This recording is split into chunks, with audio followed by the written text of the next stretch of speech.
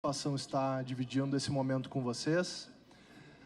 Esse ano é um ano especial para o tema de governança corporativa para startups e scale-ups dentro do IBGC. É o ano em que nós tivemos a oportunidade de lançar uma publicação longa dedicada para o tema.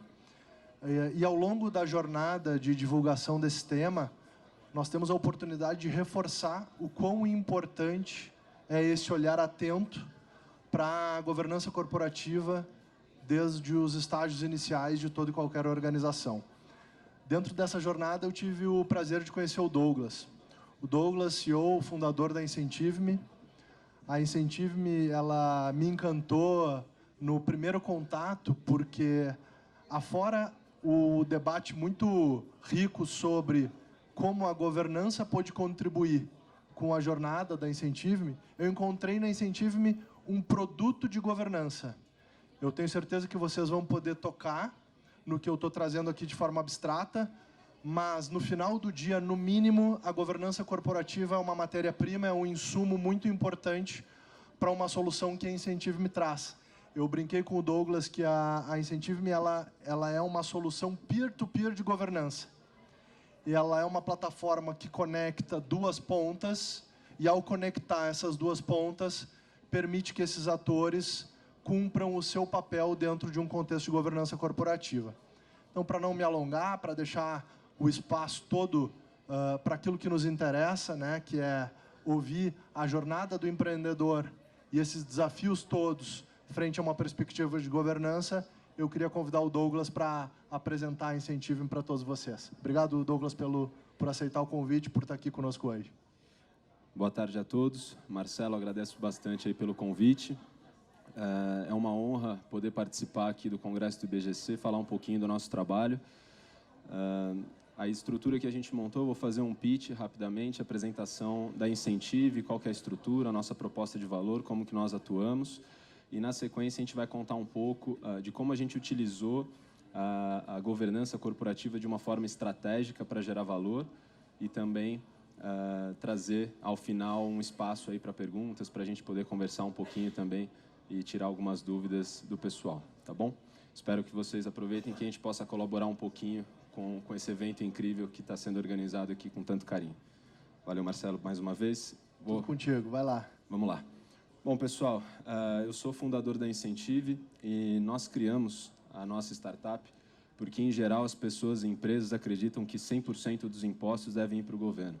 Mas o que quase ninguém sabe é que parte disso pode ser revertido diretamente para a sociedade, através das leis de incentivo fiscal. As leis são estruturadas em dois principais pilares, uma na área de inovação, como a lei da informática e a lei do bem para hardware e software, e diversas leis sociais, na área de educação, cultura, esporte, criança, adolescente, idosos e também na área da saúde, para pessoas com deficiência e oncologia. Então, são várias causas que podem ser fomentadas através do direcionamento de impostos. É importante reforçar que, além das leis federais que aproveitam o imposto de renda, existem também as leis estaduais, que podem aproveitar o ICMS, o imposto estadual, e leis municipais, que aproveitam o ISS e o IPTU. Um outro ponto bastante interessante é que tanto empresas quanto pessoas podem fazer esse direcionamento. E agora imaginem uma solução que permite o retorno imediato dos impostos, maior efetividade do investimento e ainda liberdade de escolha. Claro que, para desenvolver essa solução, a gente teve uma longa trajetória. Nós começamos com um programa de aceleração no campus da Google, na Startup Farm, depois Inovativa Brasil, fomos incubados na USP, no Cietec, e também no Celta, em Florianópolis, onde fica a maior parte do nosso time. E o ano passado, destaque para um programa de inovação aberta do Braskem Labs e também um prêmio do SESI Senai de Inovação, que nós estamos desenvolvendo o primeiro mapa das leis de incentivo do país, né? É claro, 9 leis federais tranquilo, 27 estados. Agora, pensar em mais de 5.500 municípios é realmente bastante complexo. Imaginar uma empresa que tem 500, 600 CNPJs e entender todas as leis municipais que ela pode se beneficiar. Um ponto interessante é que, nessa trajetória, a gente conquistou a confiança de players bem importantes. O ano passado, a gente fechou a nossa primeira rodada de investimento. A Harvard Angels foi quem liderou a rodada, que é formada por ex-alunos de Harvard. Também tivemos a participação da Anjos do Brasil e do Inspire Angels. Tivemos alguns prêmios na área de inovação e, o mais importante, são os parceiros e clientes que a gente conquistou com esse trabalho. Então, numa estrutura de marketplace, de um lado, projetos de excelência, de altíssimo nível, e de outro lado, empresas incentivadoras que realizam seus investimentos incentivados através da Incentive. E por que nós criamos a nossa solução? Primeiro que existem duas dores sistêmicas, a falta de conhecimento das leis e também uma grande complexidade e burocracia. E duas dores de mercado. De um lado, nós temos mais de 60% dos projetos que morrem no papel, ou seja, projetos que apresentam viabilidade técnica para gerar impacto social positivo, mas não são realizados porque não captam recursos. E, ao mesmo tempo, mais de 90% das empresas ainda não aproveitam os benefícios fiscais. E aqui eu trago um dado interessante, só o potencial de pessoa física no Brasil chega a 9,3 bi. Então, só as pessoas físicas poderiam destinar para projetos sociais 9,3 bi e só direcionam 200 milhões. Ou seja, tem 9,1 bi na mesa hoje para que seja melhor aproveitado. E por isso que a Incentive oferece para o mercado uma solução completa. A gente se apresenta como uma tech stack de inovação tributária e a nossa solução oferece conexão, transparência e engajamento. A nossa proposta é auxiliar todas as empresas, desde o mapeamento de potencial, facilitar todo o seu processo seletivo, acompanhamento e monitoramento dos resultados, mensuração do impacto e, por fim, também como uma ferramenta de engajamento. E eu vou mostrar um pouquinho aqui como que isso funciona na prática. Com essa metodologia, nós já financiamos mais de 65 projetos, arrecadamos cerca de 16 milhões e hoje contamos com um portfólio de mais de 180 projetos, somam cerca de 120 milhões de reais. E 40 empresas que patrocinam ativamente projetos da nossa plataforma. E como que funcionam essas soluções na prática? Primeiro, conexão. A gente auxilia a fase de mapeamento de potencial. A Camil é um case de sucesso, ela ainda não utilizava as leis de incentivo, a gente mapeou 12 benefícios fiscais que elas poderiam utilizar e construiu um novo portfólio na área de responsabilidade social, ligado ao Objetivo de Desenvolvimento Sustentável número 2, que é o combate à fome. Então, todos os projetos sociais levam esse tema em comum. Um segundo case interessante na área de transparência, e aqui fazendo um gancho com o tema principal, que é a área de governança, é que depois que a empresa constrói o seu portfólio de responsabilidade social, ela precisa monitorar isso, ela precisa acompanhar quais são os resultados desses projetos. E a nossa plataforma auxilia nessa etapa. Então, nós participamos, como eu comentei, de um programa de inovação aberto da Braskem, rodamos o piloto e estamos expandindo para o portfólio de responsabilidade social. Por quê? Porque eles recebiam mais de 150 planilhas por mês para avaliar os resultados. Imagina a complexidade disso. E a gente conseguiu padronizar essa coleta de dados e mostrar isso através de dashboards automáticos. Então, fotos, vídeos, documentos, tudo isso através de uma única plataforma centralizada. E também criamos dashboards para análise de performance, tanto do portfólio, então quantos projetos em São Paulo, em Santa Catarina, no Rio de Janeiro, quanto está sendo investido em sustentabilidade, em criança e adolescente, em idoso. Então, uma forma de ter uma visão mais estratégica do investimento social da empresa. E, por fim, um acompanhamento projeto a projeto.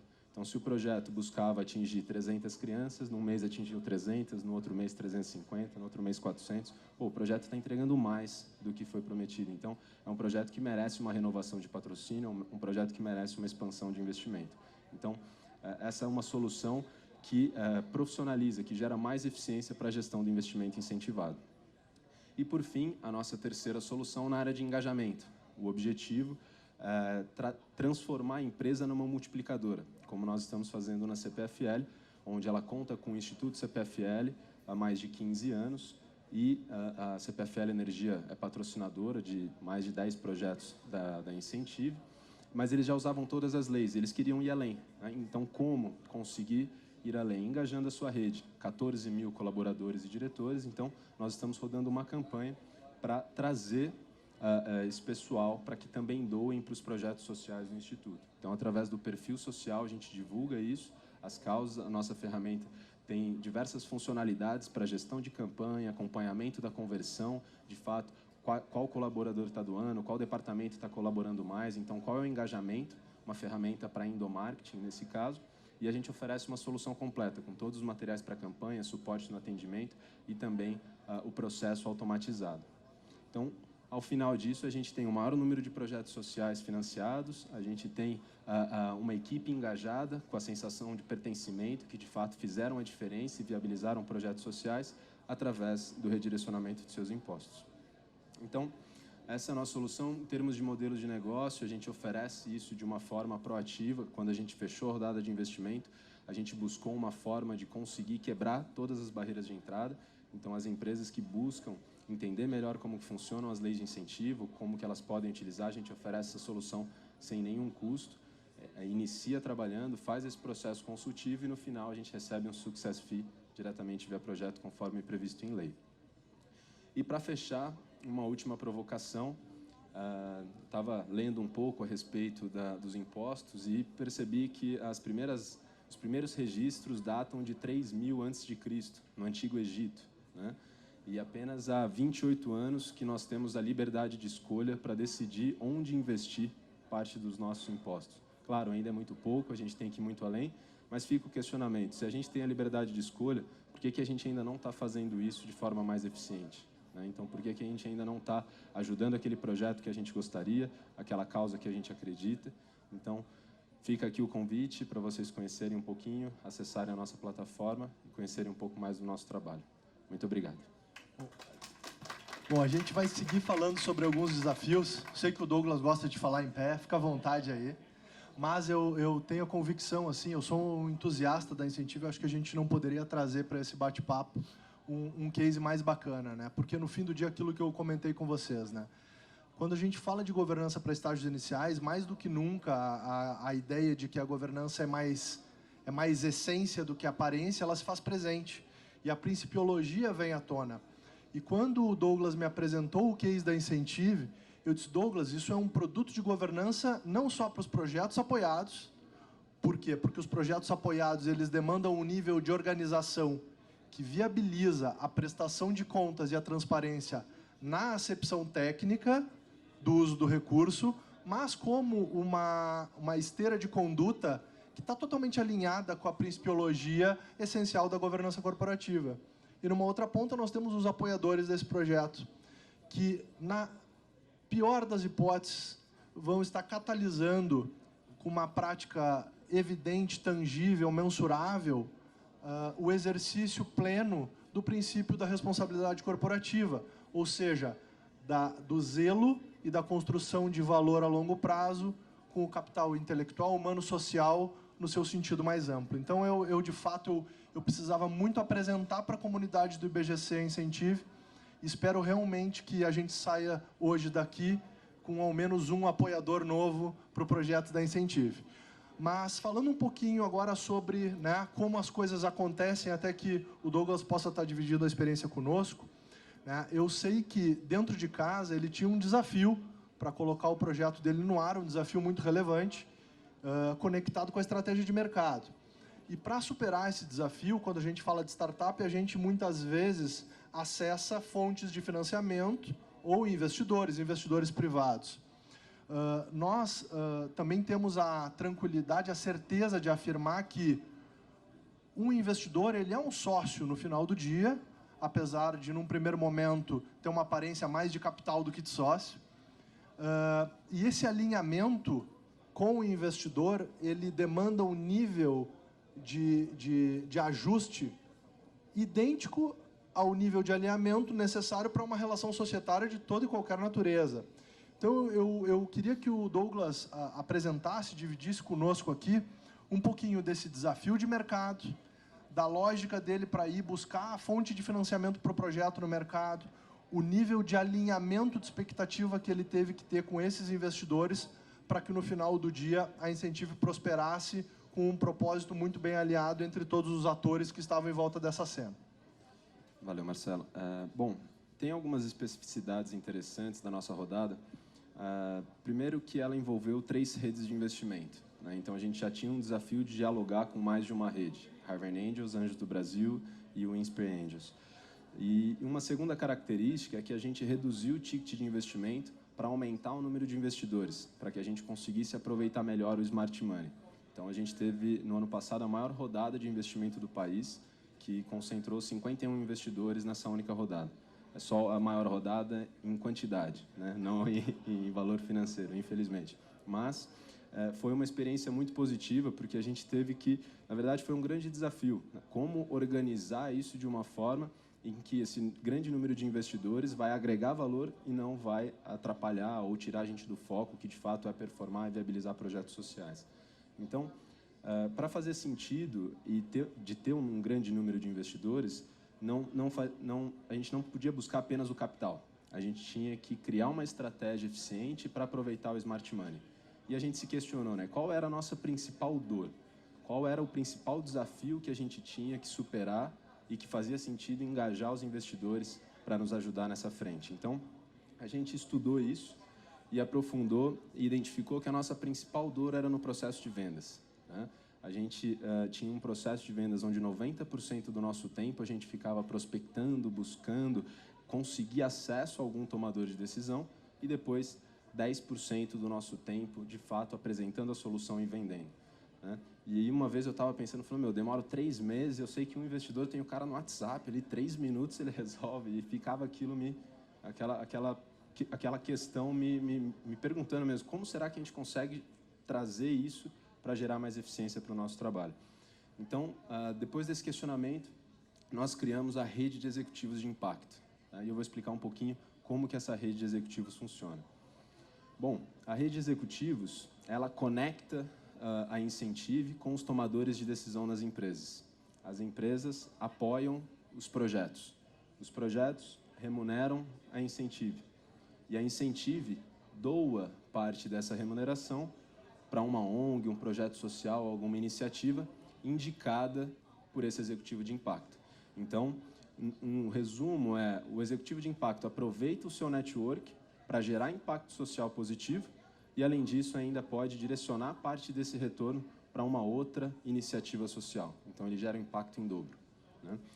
E a nossa hipótese era que, com uma estratégia como essa, com mais de 50 pessoas, entre aspas, na nossa força de vendas, né, no nosso network, com essa frente para abertura, a gente conseguisse inverter essa polaridade e otimizar o aproveitamento desse ecossistema. Imaginem cada investidor que ele conhece, um artista ou uma celebridade que pode ser um padrinho, uma madrinha de um projeto social, conhece empresários que podem ajudar, associações, parcerias institucionais. Então, era todo um ecossistema que poderia ser otimizado através do aproveitamento dessa rede. Então, em resumo, a rede de executivos de impacto é uma rede que utiliza o network para impactar positivamente a sociedade.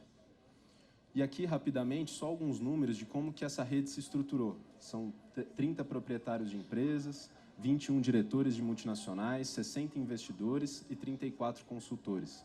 Nesses setores, então, mais na área de tecnologia, o setor financeiro, de investimento e também de agronegócio, tá? Então, um highlight principal.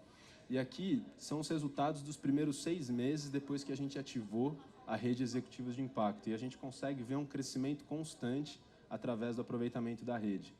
Em resumo, nós crescemos em média 26,8% ao mês e em 6 meses alcançamos um crescimento de 134%. Então, a gente coloca aqui como um case interessante de um alinhamento de expectativas, né? A gente foi muito claro com os investidores, a gente criou a rede de executivos de impacto e deixou claro que o nosso objetivo era um apoio, uma ajuda na expansão da empresa, na abertura de portas. E qual que era o retorno? O que ele ganhava? Então, sempre tem que ser uma via de duas mãos. Não adianta só pedir, a gente precisa, de fato, ter um alinhamento.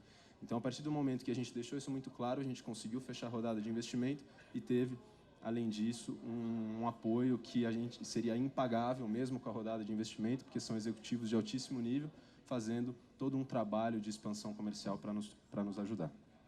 Legal. Bom, isso é um Smart Money de verdade, né? Mas ele vem, como você falou, com 51 investidores, o que para muitas startups seria a visão do inferno.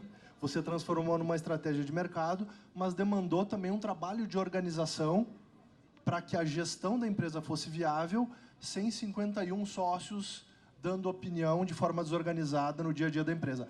Conta para a gente um pouquinho sobre a estrutura que você utilizou para a gente ir fazendo o fechamento desse painel e para a gente poder apresentar para o pessoal aqui o ensaio das estruturas de governança em estágio inicial de uma startup. Valeu. Bom, primeiro que a gente simplificou, assim, a gente falou, vamos criar um canal próprio, ou criar... A gente falou, não, vamos simplificar ao máximo, vamos utilizar o que todo mundo já usa mesmo, então, grupo de WhatsApp, e-mail e LinkedIn. A gente foi simplista e que funcionou muito bem. Só que o importante é que, desde o início, a gente deixou claro, LinkedIn a gente vai usar para esses temas, informações rápidas, e-mail são para chamadas, eventos e convites especiais, e o LinkedIn é para que a gente possa acessar a rede. Então, eu entro na página dos executivos de impacto e sei quem é executivo de impacto, se eu precisar de um serviço de tecnologia ou de outra situação, eu consigo interagir também com toda essa rede. Então, essa foi uma primeira ação. E a gente estruturou, junto aos investidores, uma forma de conseguir, de fato, alavancar a nossa expansão. Então, a gente tinha a rede de executivos de impacto, que tinha foco na área de relacionamento de fato, com 51 investidores, e depois nós convidamos mais 30 profissionais de forma pontual, então, presidentes de fundações ou institutos que tinham uma rede de relacionamento interessante, e a gente tem uma reunião semestral para a apresentação dos resultados e do planejamento estratégico. E essa reunião é presencial, a gente faz transmissão online para quem também não pode participar. Num segundo nível, a gente estruturou o conselho consultivo, né? Para que, de fato, a gente construísse esse planejamento estratégico e fizesse uns ajustes nesse planejamento durante o decorrer do ano. Então, os 3 sócios no conselho, um investidor líder e mais 2 investidores convidados, que eles são rotativos, né? A gente vai de acordo com a demanda, de acordo com a disponibilidade, para a gente conseguir compor essa estrutura com reuniões trimestrais. E, por fim, nós construímos comitês temáticos, né? Então, quais eram as demais dores que a gente precisava resolver? Quando a gente estruturou a empresa, a gente teve uma cobrança enorme sobre o tema de compliance, né? Pô, como a gente conseguiria lidar com o tema de compliance, que era um tema tão sensível quando se fala de incentivos fiscais? Então, a gente criou um comitê. Um dos investidores, na verdade uma investidora, ela era especializada nessa área, então ela fez parte do comitê, nos auxiliou durante um projeto de 6 meses de estruturação desse departamento. Finalizado o projeto implementado, esse comitê deixou de existir, mas com missão cumprida. Então também foi uma forma da gente identificar os principais desafios e aproveitar essa rede de uma forma estratégica, com projetos de início, meio e fim. Esse é o desafio, essa é a proposta de solução, implementou e a gente fecha. Que também funcionou muito bem. E um ponto que é interessante é que a gente consegue, dessa forma, aproveitar os skills dos investidores de uma forma bastante interessante. É Legal. isso, pessoal. Bacana, muito obrigado, Douglas. A gente olhando para esses comitês, esses grupos de trabalho, ainda ontem eu dividia com o Douglas aquelas imagens que a gente está acostumado sobre as grandes estruturas de governança na sua complexidade. Eu vejo aqui claramente uma semente, né, de uma assembleia de sócios, de um conselho, de comitês com temas específicos, reportando de alguma forma soluções para esse conselho, e a gente consegue evidenciar que mesmo em estágios iniciais, o nível de organização e alinhamento tem um poder fantástico de impulsionar os negócios com uma boa prática de governança corporativa. Então, queria agradecer e queria convidar a todos para fazerem parte da jornada da Incentive. Tenho certeza que aqui nós temos um público com alto potencial de impacto e fica mais do que o convite, a provocação para que vocês se unam à jornada do Douglas e da Incentive. Obrigado a todos vocês. Obrigado. A gente tem um tempinho. Vou abrir para perguntas aqui, pessoal. Obrigado. Oi, Douglas. Boa tarde, Ricardo. Você falou agora no final que você fez um trabalho de compliance e estruturou o processo. Quando se aproveita incentivo, o ponto mais frágil é ter certeza que ele foi destinado àquele propósito no qual a lei que estabelece intensivo está definindo o uso daquele recurso. É isso que você arrumou ou isso não entrou no escopo ainda? Nós fizemos uma análise de como que a gente conseguiria colaborar com a transparência e com compliance em todo o fluxo, né, em toda a jornada. Então, quando o projeto ele se inscreve na plataforma, ele não fica online direto, ele fica em análise. E aí o time de due diligence entra e faz uma análise de 4 pontos. O primeiro é uma análise de toda a documentação do proponente, que é o responsável legal pelo projeto. Depois, do próprio projeto. Em seguida, do histórico desse proponente, de prestações de contas, de todos os outros projetos que ele já realizou. E, por fim, uma auditoria conceitual, que é onde a gente avalia se esse projeto traz algum risco de imagem. Então, matérias, mídias, o que sai a respeito desse projeto. Quando esse projeto é avaliado em todas essas 4 verticais, ele é aprovado e fica online na plataforma. Depois que ele fica online, ele entra na fase de captação de recursos e começa, de fato, a sua divulgação para conseguir ser viabilizado. Quando ele é realizado, entra essa fase de monitoramento, que aí a Incentive entra como uma plataforma de governança, que é o acompanhamento tanto de dados qualitativos quanto quantitativos. A gente não entra no mérito financeiro, porque isso é uma questão entre o projeto e o governo. Ele exige essa prestação de contas. O que nós cobramos é uma prestação de contas dos resultados. Então, se ele tinha que impactar X crianças, quais são as provas, fotos, vídeos, materiais que ele, de fato, executou isso. Se ele tinha que apresentar X apresentações artísticas ou impactar tantas escolas, então a gente consegue fazer uma mensuração e uma avaliação, tanto quali quanto quanti, dos resultados do projeto. Esse é o nosso foco, porque a gente mostra isso não só para os incentivadores, mas também para o público em geral. Então, hoje, se eu sou entusiasta, eu quero conhecer projetos sociais e avaliar o impacto que eles estão gerando, eu posso entrar na Incentive, navegar e conhecer diversos projetos e acompanhar como que o recurso público está sendo investido. Douglas, parabéns.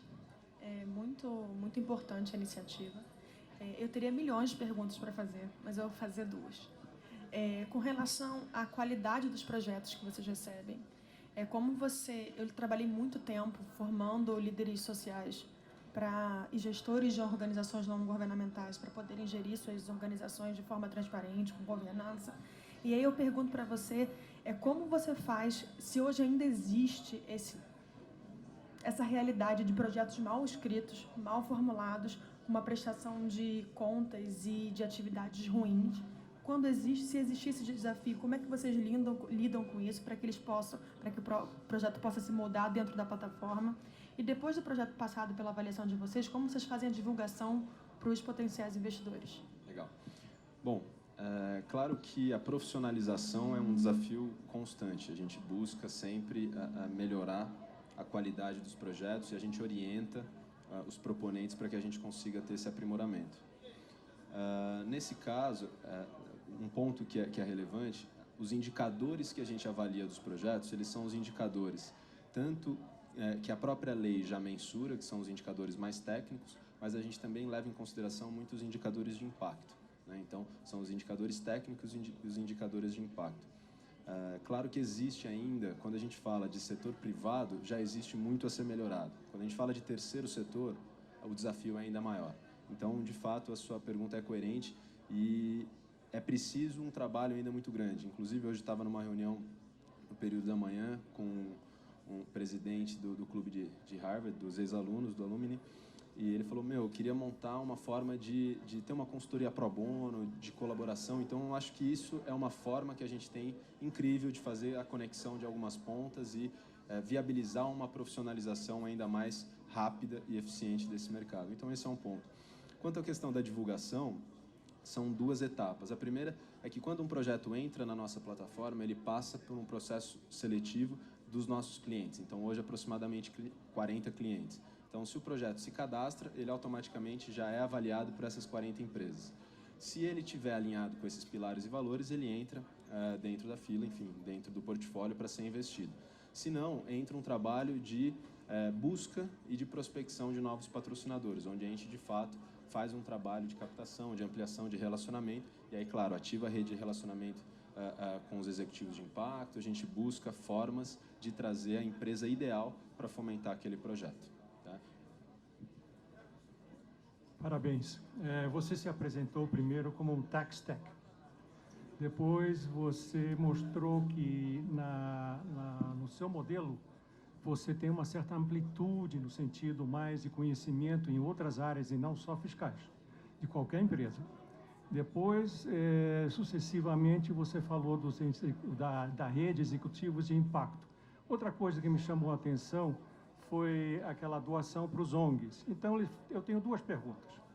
Primeiro, você vai reescrever seu business plan? Não vai ser mais um tax tech, apenas uma divisão? E segundo, qual é a conexão das ONGs nesse play, no jogo? O porquê disso? Bom, primeiro, parabenizar que ele fez o resumo aqui em 30 segundos, né? Então, conseguiu já compilar todas as informações. Muito bom. Bom, quanto à TechStack, primeiro, na verdade, a gente se coloca como uma plataforma de inovação tributária porque a gente até criou um nome que a gente chama de responsabilidade fiscal. E o porquê disso?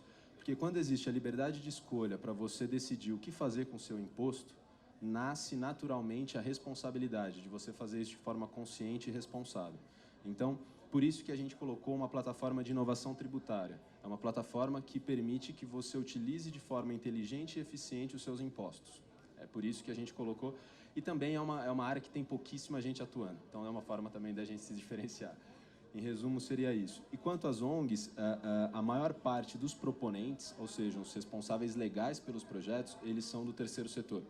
Então, como eu coloquei no início, existem várias leis de incentivo na área de criança e adolescente. Então, creches, APAES, instituições, no fundo do idoso, asilos, na área de hospitais, oncologia, pessoas com deficiência. Então, muita gente fala, pô, a Lei Rouanet, tá? Hoje a Lei Rouanet representa para a gente 5% do nosso movimento. A gente trabalha muito mais com outras leis no âmbito social do que na área de educação e cultura. Então, é uma área que predominantemente, para que você seja proponente, ou seja, para que você escreva um projeto em lei, você precisa ser do terceiro setor, uma ONG. Então, por isso, ela escreve o projeto, aprova junto ao governo e depois ela entra na fase onde empresas e pessoas podem redirecionar impostos para viabilizar esse projeto. Perfeito. Tudo bem? Mais alguma pergunta? Uma pergunta? Vamos encaminhando para o encerramento, então. Bom, então eu fiz uma provocação empolgada no final, vou renovar ela com um tom mais alto, né? Fica de novo o convite, a provocação, para que todos façam essa reflexão sobre a liberdade e a responsabilidade que tem ao direcionar toda a potência financeira dessa carga tributária tão pesada e contra a qual nós nos manifestamos de forma recorrente. Nós temos aqui, quem sabe, a oportunidade de fazer um pequeno ajuste num universo muito micro, muito pequeno, muito individual, mas com uma escala e com um potencial coletivo muito bacana. Queria agradecer mais uma vez a parceria do Douglas e a oportunidade de apresentar incentivo para todos vocês. Obrigado. Muito obrigado, Marcelo. Desculpa.